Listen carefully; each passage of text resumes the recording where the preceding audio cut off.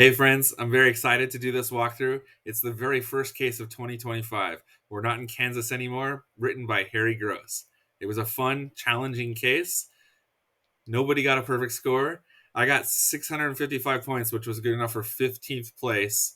But now I've had all weekend to re-strategize, regroup, and come up with a solution that hopefully completes in 30 minutes or less.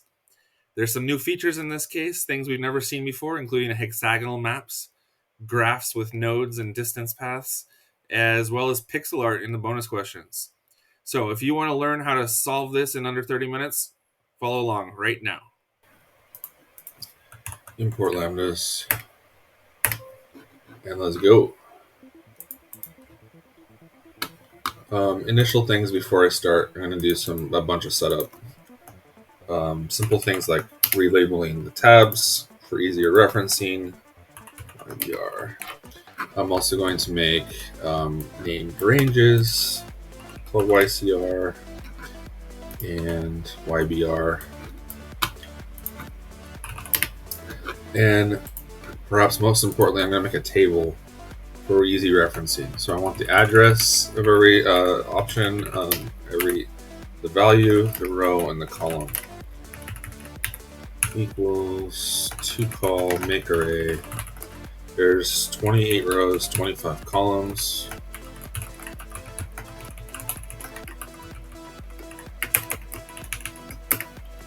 And we'll say equals to call YCR. And these should go down to the same row, and they do. Okay. So let's make a table. Make a table out of that. And I'm going to use my named lambda to get the row and column.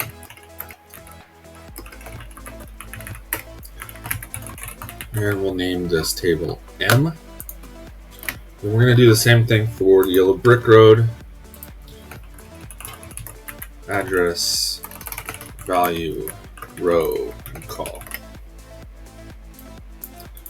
Okay, so equals the same thing. To call make array, also 28 and 25. Lambda RC address. Now, the difference here is that there's merged cells, and I don't want the values in between, like the B1. I don't want that. So I'm going to filter this on to call YBR is not equal to blank or 0. And that gets just the ones I want. So now when I do to call YBR, but with ignoring blanks and errors, it should go down exactly right. Yes. And just like before, make a table.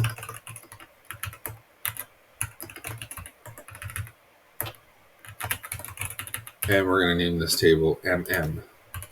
So M for YCR and MM for YBR. Now, out of all of that, I only needed the labeling of the tabs for this first question. So equals sum indirect YCR and the column.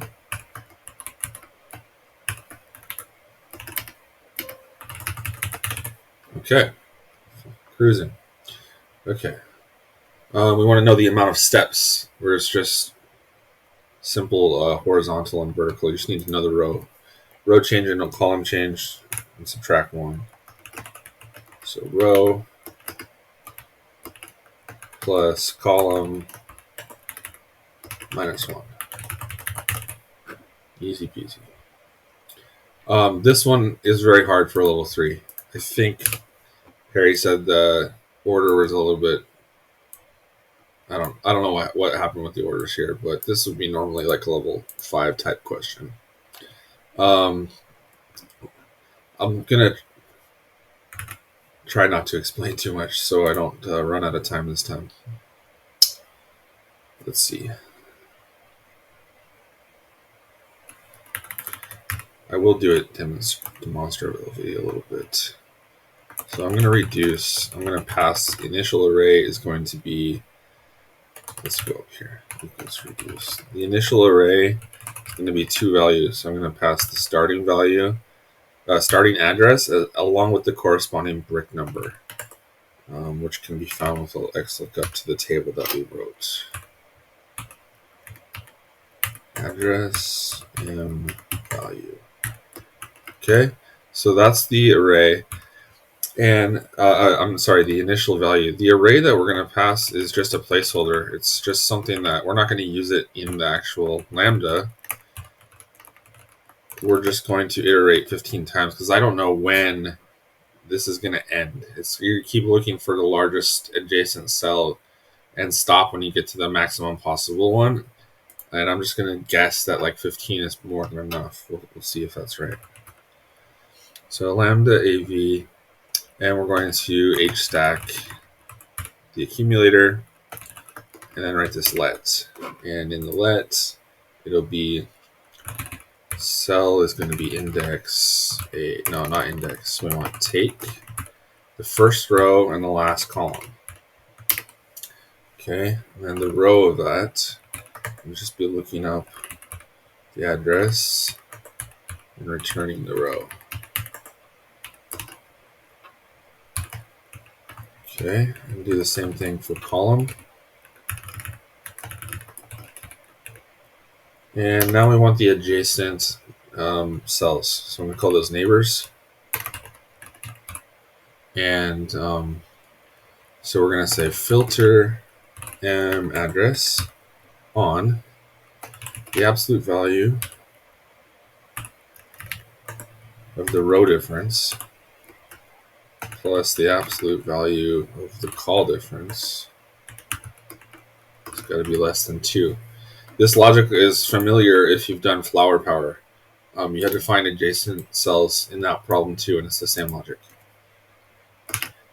Filter.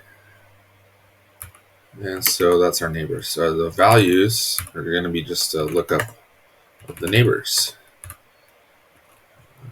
And address and value. Sorry. And then the max value is simple max. And then the next address is going to be a lookup of the max value. Values returning neighbors. And then we're in the final solution of the let. We're going to return a VStack. We want the address on top of the value. All right, so look what we've got so far. Uh-oh, reduce. Something wrong in my reduce here. VStack. I didn't close the VStack. Okay. So what happens is you've got the path by address and you've got the path by brick number. And you'll notice that since I went 15 iterations out, it just keeps repeating the same maximum value once it gets there. So all I want to do is collect the unique values of the second row.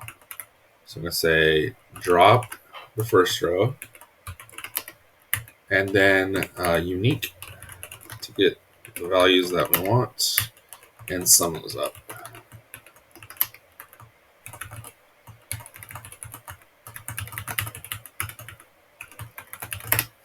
Okay, level 4. All right, so with level 4, some people wrote a snake lambda that could reverse every other alternating row. I don't actually have a snake lambda, so I'm going to use Owen Price's stacker lambda to come up with the order of this. So what we're going to do, the stacker function works where you give it an array, like an array. So we're going to pass it yellow brick road. And it wants a lambda as the second function. The lambda is what to do to each row. So for each row, we want to sort that row. And we're going to sort it to reverse. Okay, here's the deal. We either want to sort it with the order of 1 for the odd rows and an order of -1 for the even rows. So we're going to say sort by sequence 25 columns. And then this value is going to be, let's see, we're going to look up, we're going to say mod row x 5 by 2, and then just a little bit of algebra to manipulate that to get 1 and -1 as we want it. So if we did it right, the first row would be 181, 44, 332. So 181, 444, 382, 332. And then conversely on the second row, we want 158, 198, 294. 158, 198, 294. That's what we got. So that part's working. Now, if we just put this in a 2 call and ignore the blanks, we get just the values in order that we want. And then we can take however many steps we're supposed to take from here. So take and sum these up. And that's our answer. Okay. Level 5 is steps, but in the hex grid for the yellow brick road. So I would really like to solve this using OA robot to make a lambda at the end, but my OA robot instance is bugged right now. Eric's working on it, so I'm gonna have to do my own little tricks to make this work. But to solve this question, it's not that hard. We're going to go 96 is the end brick in all cases. We want to look up the start row and the end row. So it's going to be what's X lookup this on the MM table value, returning the row. And then we can do the same thing for start row for the call. So start call, end call. Take that formula, just replace row with call over here. And then the total, see the row difference or the column difference. So rows, calls, it's going to be the absolute value difference.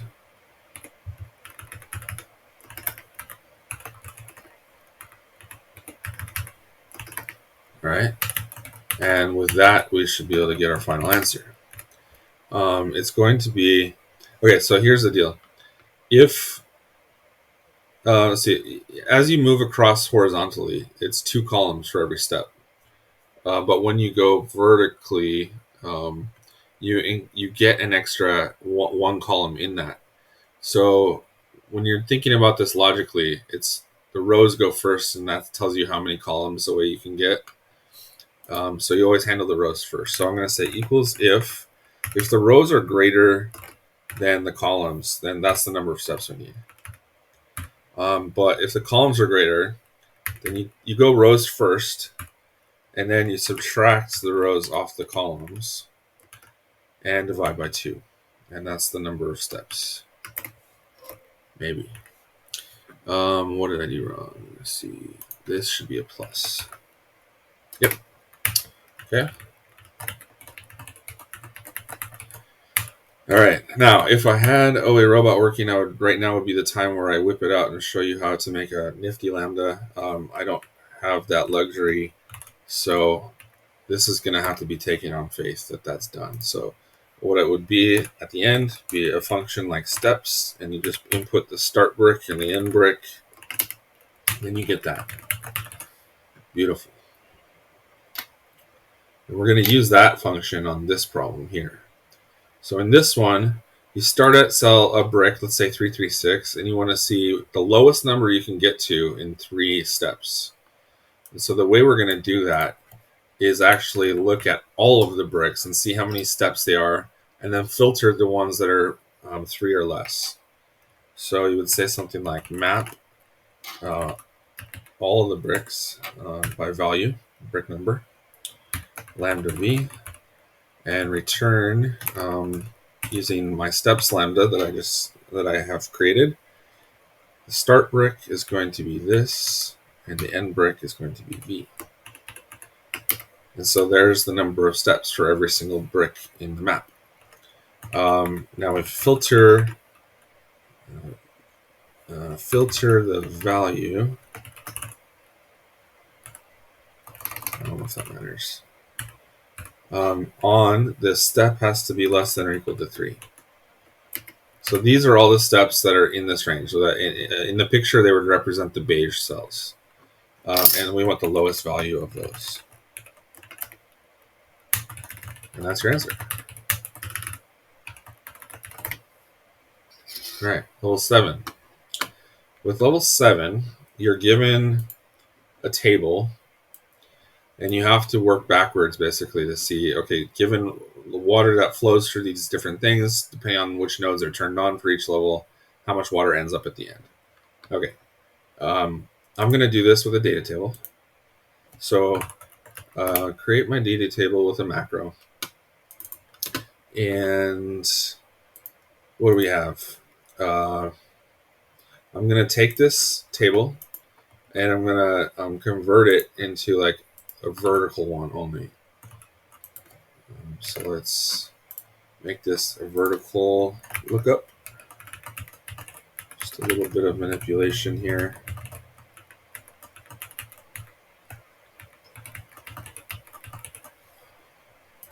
All right. And we'll name this source, destination, and capacity. And I'll label each of these with name ranges too.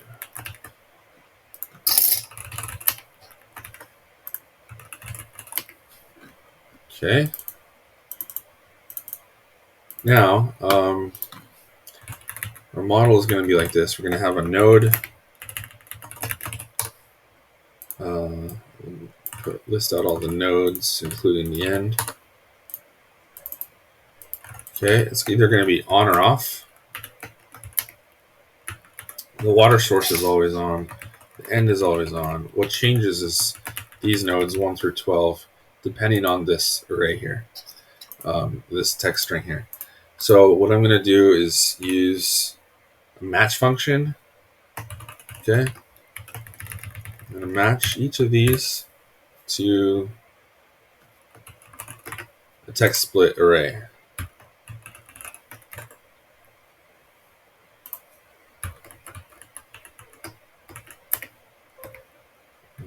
Comma 0. What did I do wrong? We close the value. We look up. What's wrong with this? Text split G3 column delimiter. Let's try this again. Equals match. The lookup array is value text split.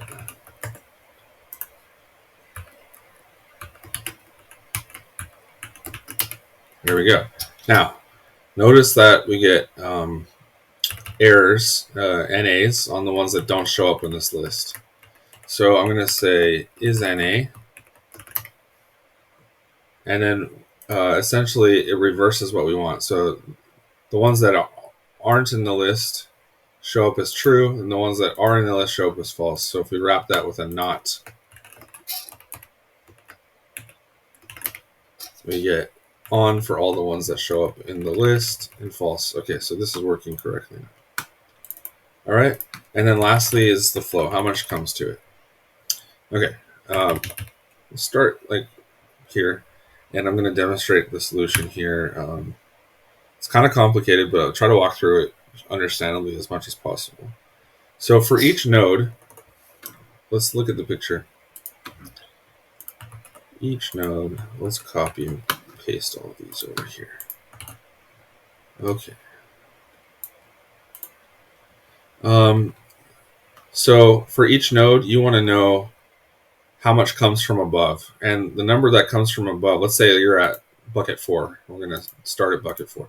Bucket 4 has flow from either 1 or from 2, and the amount that comes from 1 is either going to be the lower of either 8 or what's fed into it from above. And so that's the logic. So from each source, you have to find out the lower of those two numbers. So by demonstration, I want to see, okay, what feeds into bucket 4? That's going to be filter the sources where the destination equals 4. So buckets 1 and 2 feed to 4. This is correct. In addition to the source, I want to know the capacity for each of those. So I'll return the capacity here as well. So bucket 1 has a capacity of 8, and bucket 2 has a capacity of 6. Okay, so for each of these, I'm going to go row by row and look at the lower of either 8 or what's been passed to it before. And I realize that that's not solved yet, but essentially it will be the values that are up here.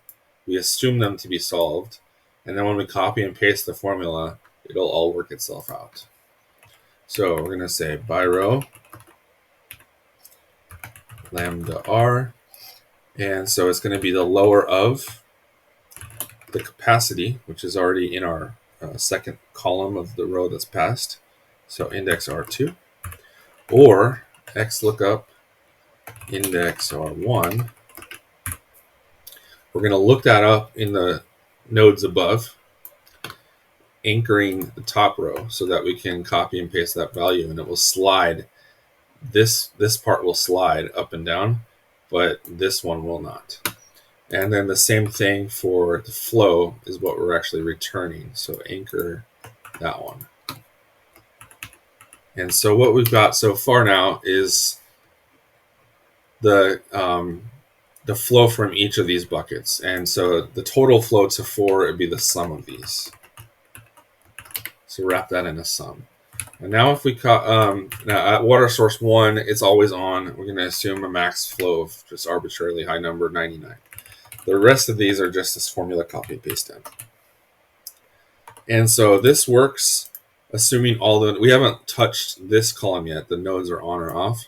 But if all of the nodes were on, the water would flow and there'd be 11 flow there. Okay, so to turn these on, we just have to multiply either by on or off, because we want zeros for anywhere where it's false, right? And that's our final answer. Good. Now we go to bonuses. 7 minutes. Okay, I don't know if we'll finish. I'm going to try to talk less and just solve these. You guys can pause if you need to.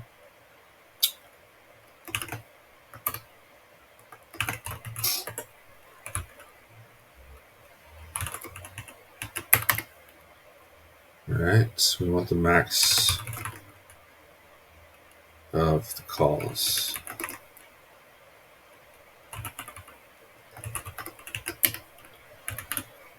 Okay, this one we're gonna want to map the sum of all the adjacents. So we're gonna say map value. Okay, and then for each of those, we want to filter value on absolute value row. Let's work up here. Minus xlookup. And then put lambda here.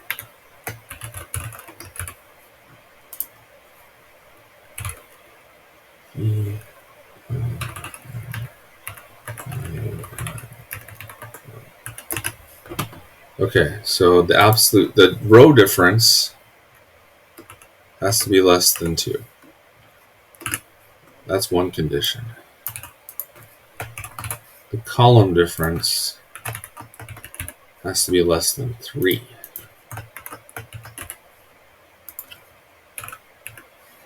All right, so close that.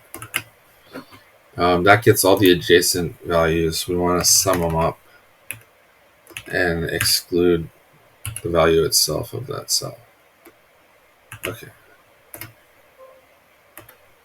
So we get a spill range, that's fine. Okay, that's all of the sums. So if we say let sums be that, and what do we want to return? Just the actual brick itself. So value, let's see, filter value, where sums equals the max of sums. Yeah, and that should be our answer. Paste it in over here. Okay, so this got a tricky thing here. The 3 brick problem. If we actually unmerge these for a sec, you don't need to unmerge it, but just for demonstration purposes, I think I think this is Hayden's solution, and I'm stealing it. He said in chat that look, you can look at these, and just each triangle is really just a 6 cell arrangement here. So if we map from here, I think down to, let's see, the last possible one would start in V27. So if you map this range and get the 6 cell sum, then you're good. So that's what we're going to do.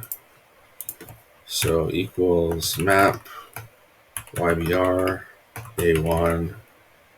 And if I'm attributing that wrong, I'm sorry, but I think it's Hayden who came up with that. V27. I'm going to map that lambda V. We're going to offset the V. 0 is 0 columns, but the height we want 2 and the width we want 3. So we sum these. We say, is it even?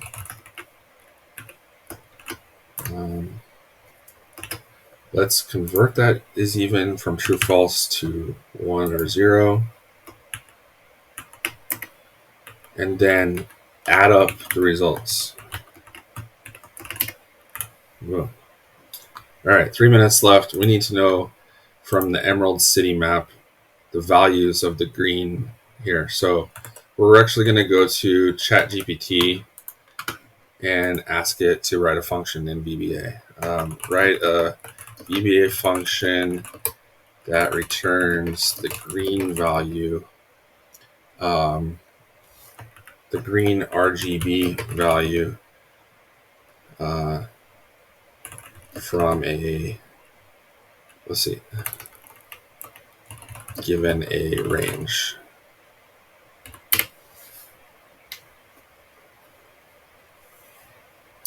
So it's thinking, it's crafting. It's a function. It looks like it does what I want it to do. So let's test this out. So Alt F11, create a new module. Okay, here we go. That's our function, and we need to, let's say, sub paste green values. Okay. Now we're going to say for each cell in selection, then we're going to say, see, cell.value equals get green value, RNG, get green value cell. And I'm nervous here, so we're going to turn off calculations. Calculation equals Excel manual. And we're going to turn off screen updating.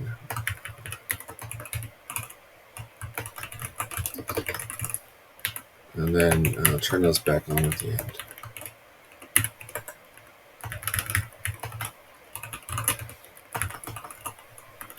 Okay. All right. Let's see if this works. So I want to select that range and run paste green values.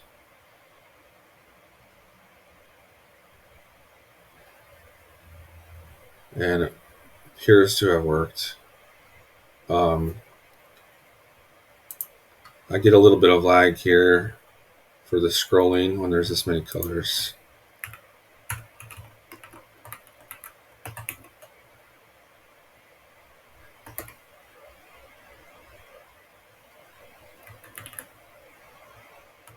Okay, let's see if we're right. There we go. With just seconds to spare.